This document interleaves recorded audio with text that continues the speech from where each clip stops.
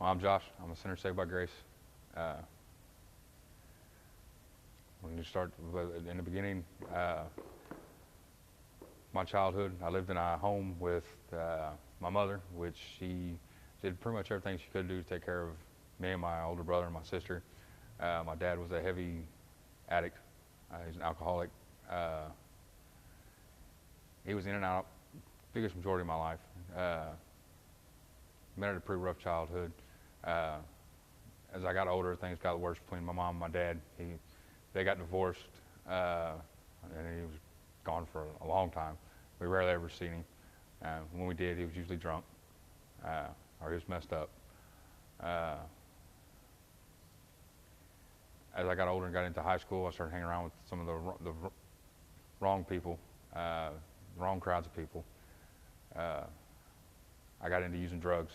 I started out with marijuana, alcohol. As I got just a little bit older, I started experimenting with methamphetamines,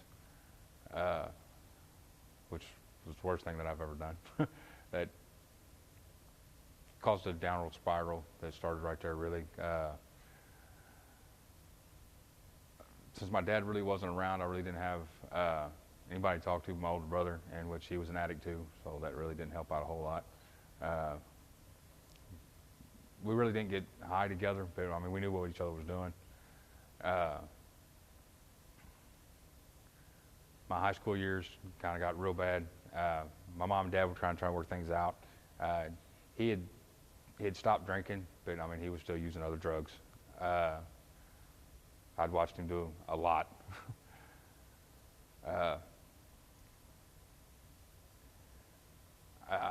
It's kind of hard to explain how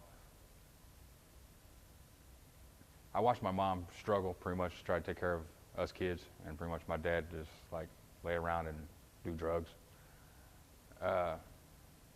Gave me the wrong outlook on life pretty much. I kind of, me and my dad did bump heads, and after I've gotten older, I've realized why, because I was pretty much following in his footsteps. I was doing the same things he was doing. I was out running around,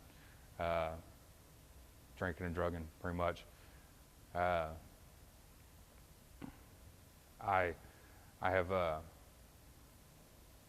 been arrested more times than I can really count for different drug use, possession, just things that I shouldn't have been doing. Yeah, life home was real bad. My mom, she started out as, she was trying to do law, basically. She was, I forget what they call it. She was going to school to get a degree in law, and that didn't really pan out too much. I mean, financially, she couldn't do that and take care of us three kids pretty much as a single parent. So she ended up getting her a job at Atlas Van Lines, which she's still there. She's been there like 27 or 28 years now. She makes pretty decent money there, but it was, I watched my mom struggle. We didn't really have a whole lot of, we had a lot of hand-me-downs. My dad really wasn't there at all. When he was, I mean, might as well not have been. And that was pretty much childhood right there. If it really wouldn't matter if he was there or not, just because, I mean, when he was there, I mean, if he was laying around or he was using. Like I said, I've been in trouble more times than I can count for drugs. I did get busted for possession of methamphetamines. I did do drug court. I really wasn't, I took the drug court program to get out of jail, basically. I wasn't ready to actually clean up and get my life together at the time. I completed the program. That was a miracle, I guess, but I did complete the program. And then it didn't take long after I completed the program, I relapsed and was on a run. Manufacturing, well, my meth use went from just me getting high to my tolerance got a lot higher, to where I ended up having to start to sell it to be able to supply my habit. And then I couldn't find somebody to get enough supply to take care of my habit basically. Then I ended up hooking up with an older cat that showed me basically how to cook it, and then that's when I started making it myself, just to supply my own habit. Really, I didn't really make a whole lot of money off of it. The biggest majority of what I made went to my body. Uh, I did that. That was years. That was pretty much the only thing that I knew. That was my everyday life. I got up. If I did lay down, when I got up, that's what I got up, got dressed, and I went out and started to do my grind to gather up whatever I needed to be able to set one off that night, so I could get high. And if that meant I had to rob somebody or screw somebody over to get what I needed to make that batch, I mean, that's pretty much what I did. Just get high. I did follow exactly my dad's footsteps there. I had kids. I was married, I'm divorced now. But while we were married, I pretty much did the same things that my dad was doing. When I was a kid, I mean, I was running in and out. I was rarely ever home. When I was home, I was high. I was a real bad influence on my children, just like my dad was with me. Which he's not now. I mean, but he's an old man now. I did eventually get caught up for manufacturing methamphetamines. I got a 6-year sentence. It was a 4-2 DLC with 2 years probation at the end of my sentence.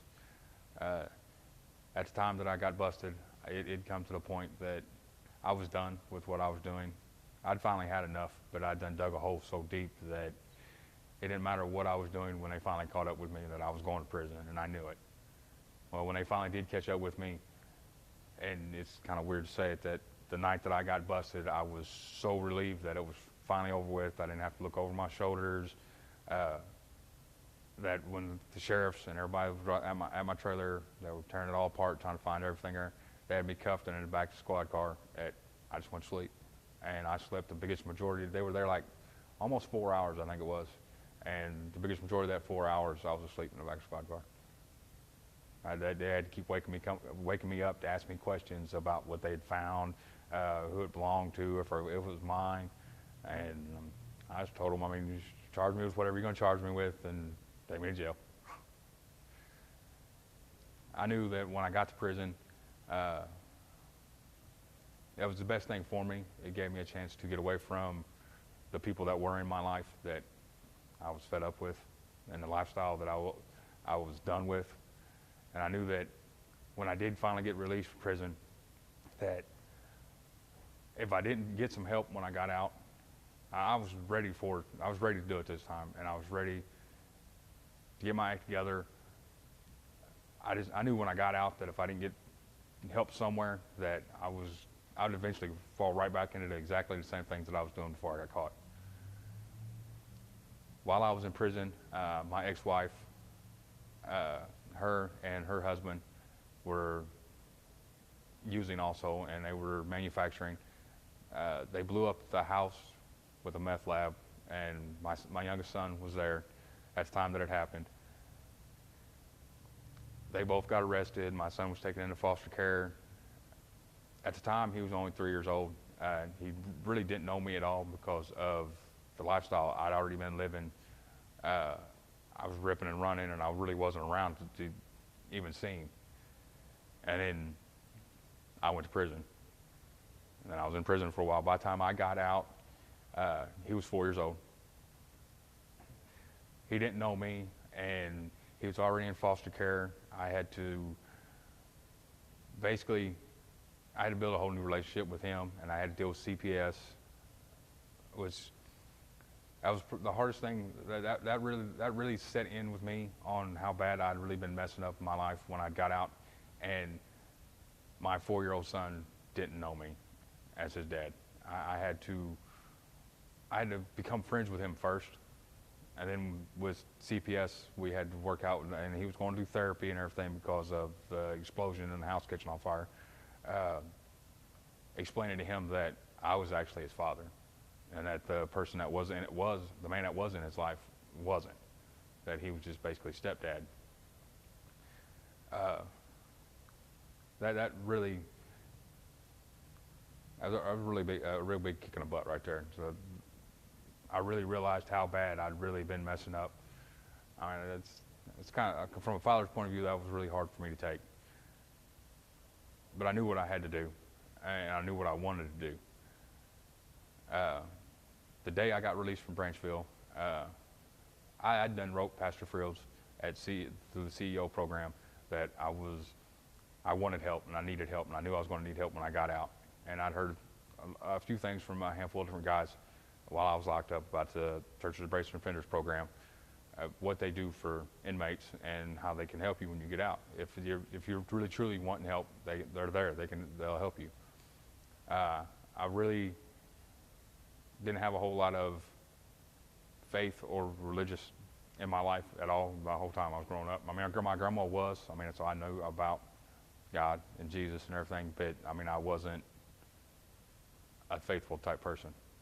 I got released from Branchville April 11th, 2012. I went to CEO the next day and joined their program. I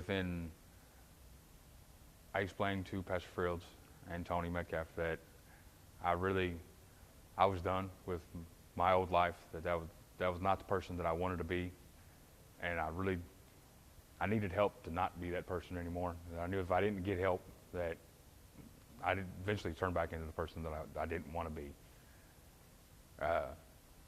They hooked me up with the Gathering Church, which is where I go every Sunday, well, every other Sunday because I work. Within the process of getting out and trying to reestablish my relationship with my son,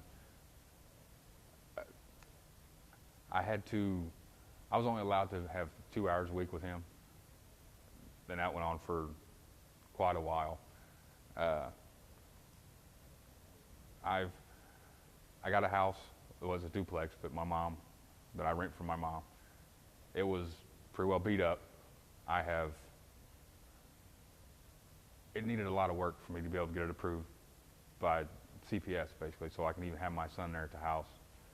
I've had help through the Gathering Church and my newfound family that helped me get the materials and the stuff that I needed and the money that I needed to fix the house to where, I mean, I can even get CPS to come and approve it to where I can have my son there. That worked out great. My house it's still a little rundown, but I mean, it's livable. I still got a little more work to do on it, but I mean, all that will all slowly work out.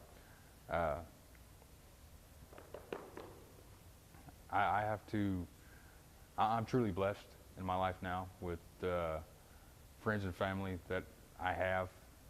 My old family, my mom and dad, I got a new relationship with my mother and my father. My older brother, before I'd gotten released, me and him hadn't spoke for like 9 years. We'd had a falling out over me using and not doing things that I shouldn't have been doing. Pretty much was fist fighting, and me and him hadn't spoke for like 9 years, and now we talk on a regular basis. Him and his wife helped me get my son once I've gotten full custody of my son finally. They helped me get Jaden enrolled in Evansville Lutheran with a voucher program. It pays for his kindergarten and his first and second grade completely. That's awesome. That's a blessing right there. It's a higher education school. Me and my brother have a real good relationship now. I have a good relationship with my mom and my dad, and that was always in the past had been something real rocky. My dad just didn't talk to me just because of, I guess he's seen it as I was basically a younger version of him, which at the time I was. The things that CEO required that I should do, there was a Thinking for a Change class, which was awesome. That gave me the tools that I needed to think about the situations as they happened, on how to handle the situation to avoid it from exploding into something bad. I've used it on a couple different occasions. I still do. There's my Bible study every Wednesday, church on Sundays. I got Restore. My kids are My kids love Restore. uh, we go every week. Restore is an outreach program through the Gathering Church that we do over Cedar Hall, and we do our Celebrate and Recovery class. That's where I do my Celebrate and Recovery at on Monday nights. Uh, I got my men's group on Wednesdays, Bible study at the Gathering Church, which that's every Wednesday. Then we have our monthly men's breakfast that I'm involved with. I make the sausage gravy that everybody loves. My kids and my sons are starting to come to the men's breakfast on once a month that we do. I was really surprised that they were really happy. They were ready to go. They want to go as soon as they realize that's what's going on. They're ready to get up and go, which is real cool because I've had a distance relationship with my kids over the years because of the ripping and running and the drug use. My kids are, I think they've noticed the difference in me, that I'm there more besides when I'm working. At my meetings, they're involved with my groups that I go to, like the Restore over Cedar Hall. The kids come with me. They got the kids groups where they break off in their own age groups to their own classes, and they all love doing that. We have our meal before we have our classes, and that's awesome. That's one thing that I've realized that I do a lot more of now is I eat constantly. I guess that's from making up for all the years of methamphetamines. Which is okay. I'm cool with that. But yeah, I've got a great relationship with my kids now. I'm truly blessed with the people that I have in my life and the family that I have. I've gathered I go to the Gathering Church, which I didn't find out until months after of going to the church, that Pastor Ray is my cousin. His mom and my mom are sisters, and I didn't know that until after it just kind of happened when we was doing the back to school supplies at Helfrich Park, and I took my kids there. My mom took me and take my kids over there to get their school supplies when they seen Ray in April, and that's when my mom put everything together. Well, you know that's your cousin, which that was kind of weird how that kind of played out. That when I got out and I joined CEO, and I got put with the Gathering Church, which happened to be where my cousin was the pastor at, and I didn't even know it. That kind of brought my family kind of back together because my mom and Nana hadn't talked in a long time. Probably since I was a kid. And as soon as we realized what was going on, the next Monday when we went to Restore over at Cedar Hall, which just happened to be a block from my house, my mom went over there with us, and her and her sister Nana got to sit down and talk, and hadn't talked in years. That was cool. That they hadn't seen each other in years. I can't remember exactly what the whole argument was about exactly, on why there was a fallout between the two of them. I think it might have had something to do with my dad. I don't know, probably. But it was kind of cool to see my mom and her sister reunite, basically, and it all fell down because of me being released from Branchville and deciding that I was done with where I came from. I didn't want to be that person no more, and joined CEO, and that's when I got put with the Gathering Church, and it just all kind of fell into place there.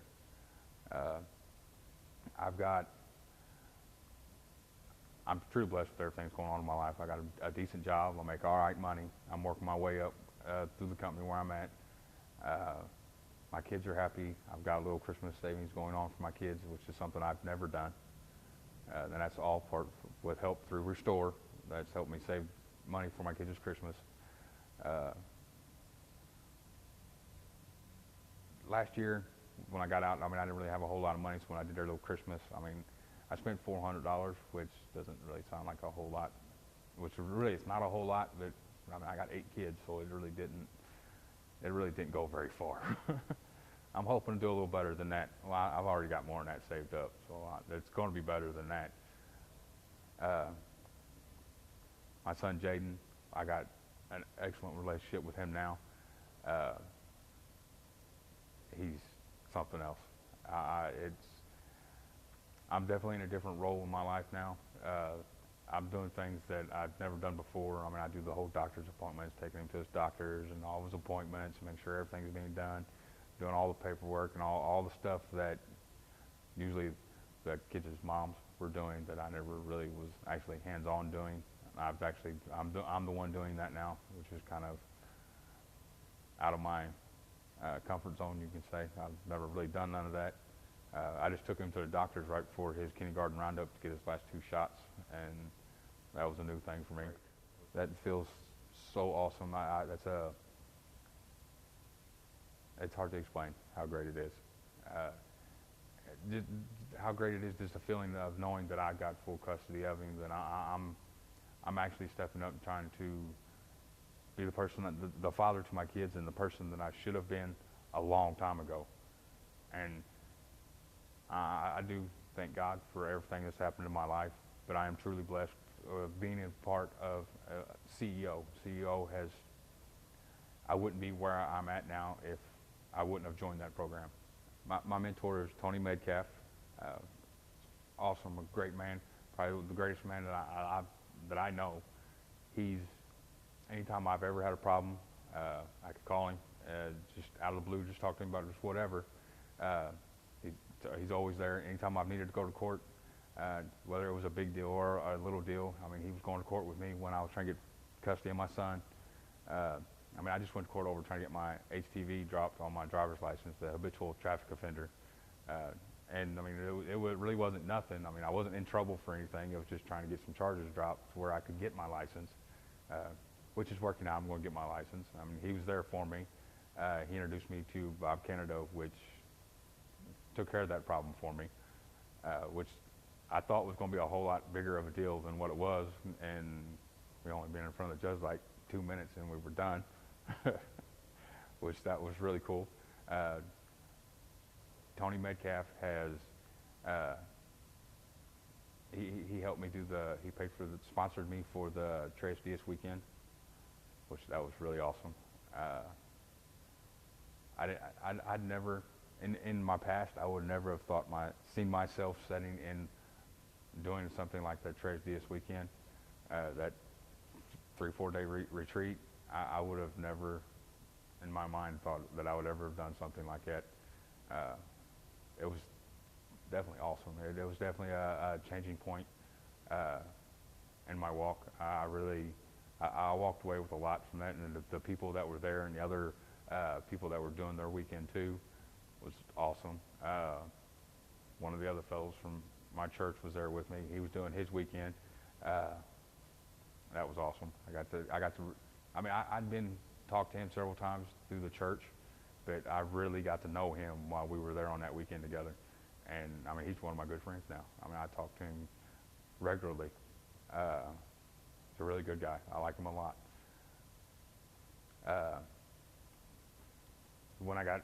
After I got done with my weekend, my first actual study Bible that somebody actually went out and bought for me, Tony Metcalf when they picked me up for my weekend, had brought me a Bible. It had my name on it and everything. That was awesome.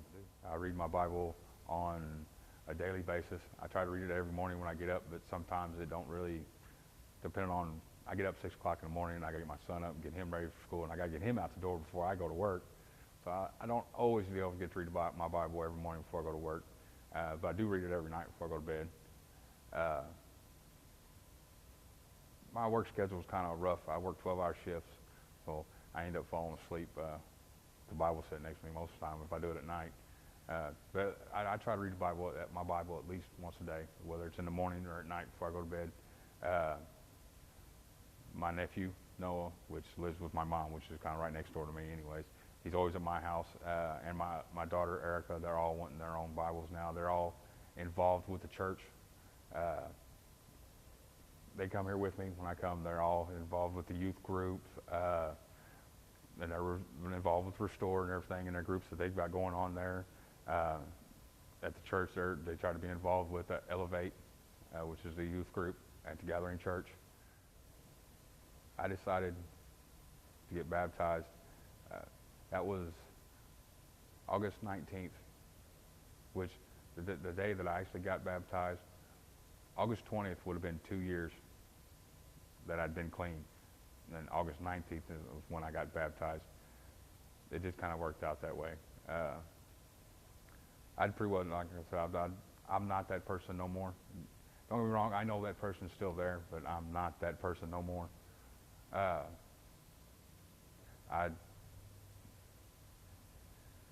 I know he's still there, and it wouldn't really take a whole lot for, I mean, if I stopped doing the things that I am doing, that I restore over at Cedar Hall, my Bible study on Wednesday nights, church on Sundays. If I stop doing all that, that I will eventually start falling back into my old habits, and that's not me.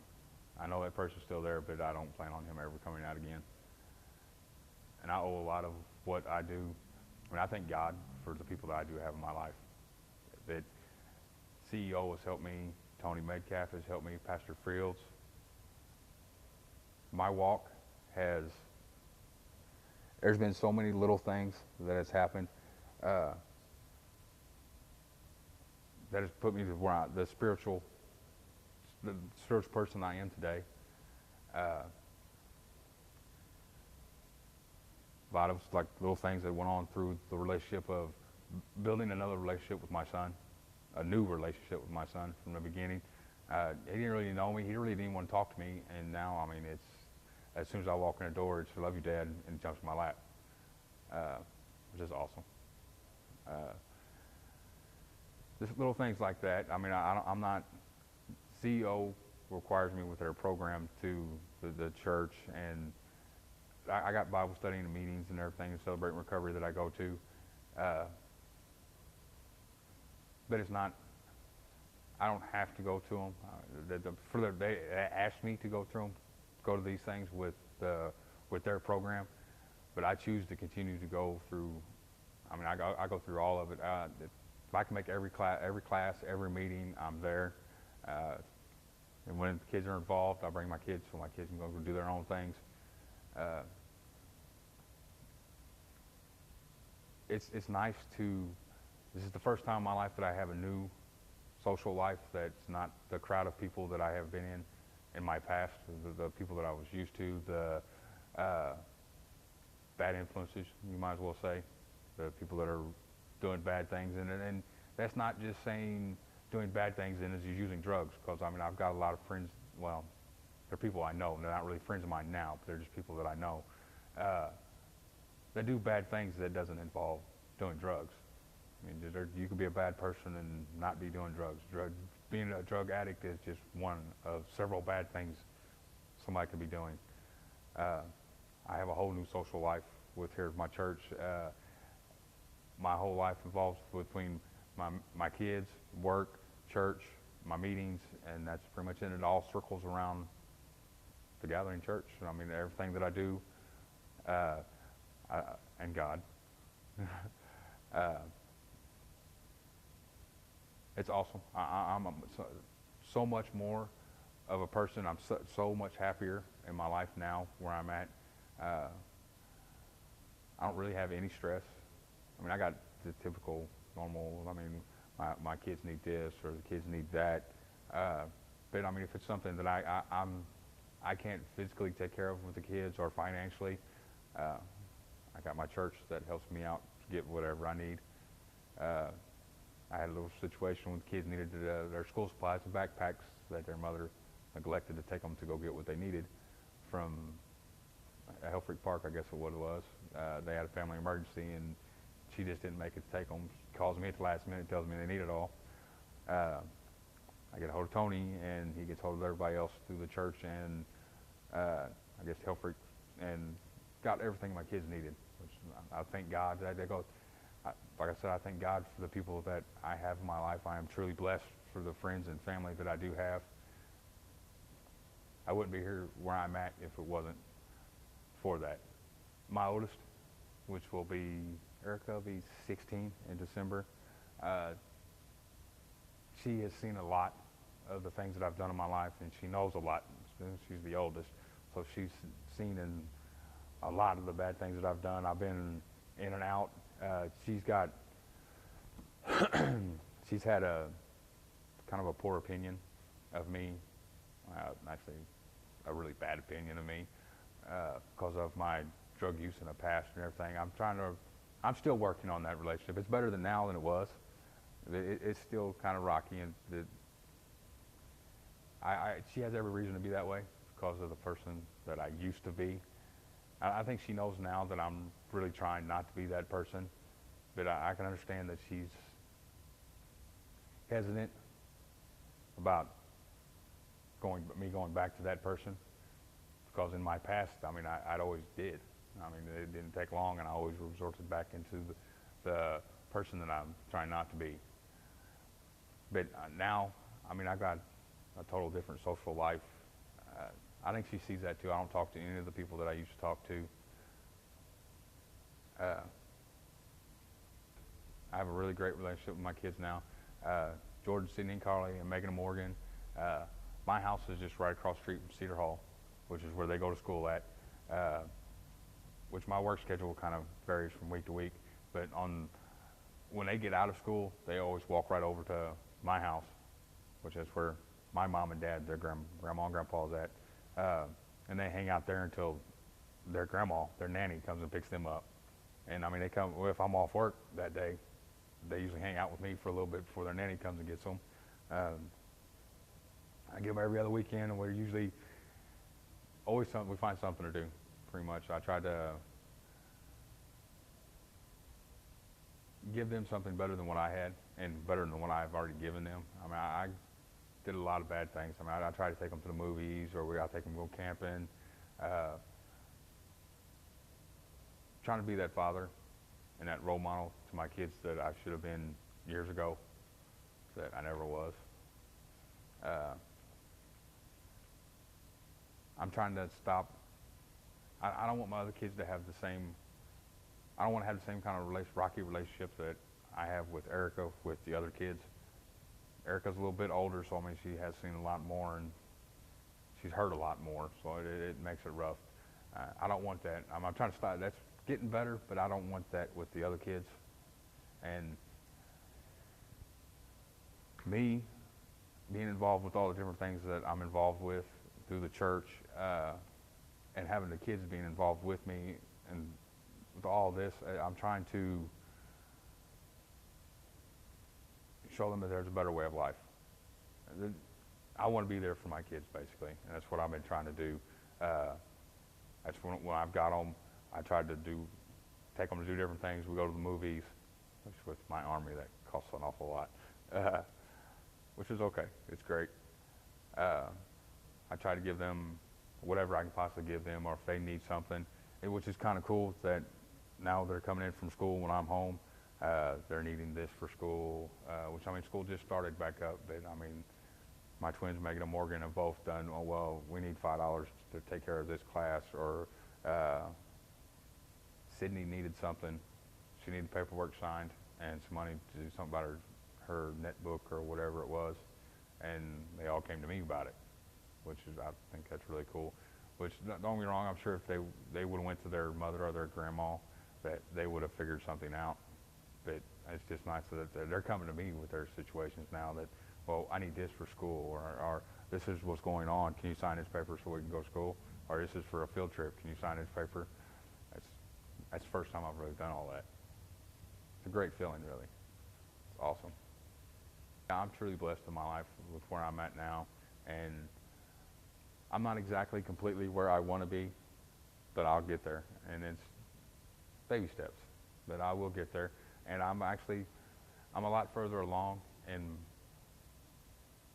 I didn't think I'd be this happy and this content with everything that's going on in my life right now.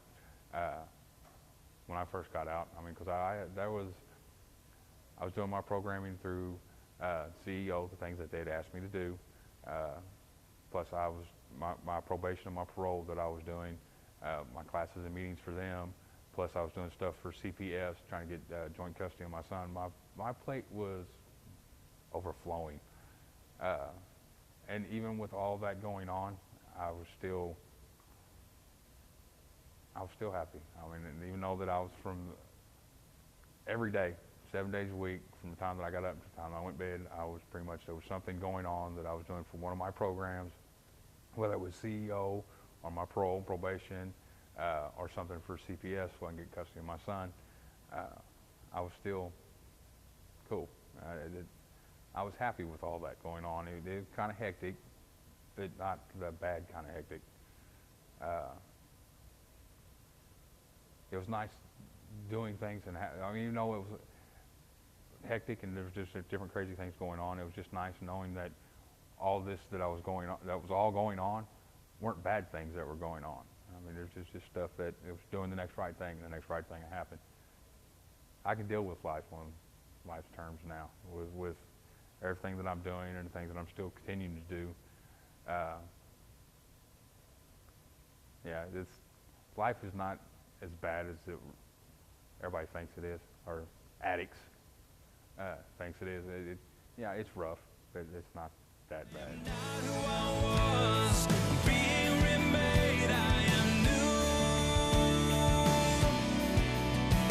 I'm chosen.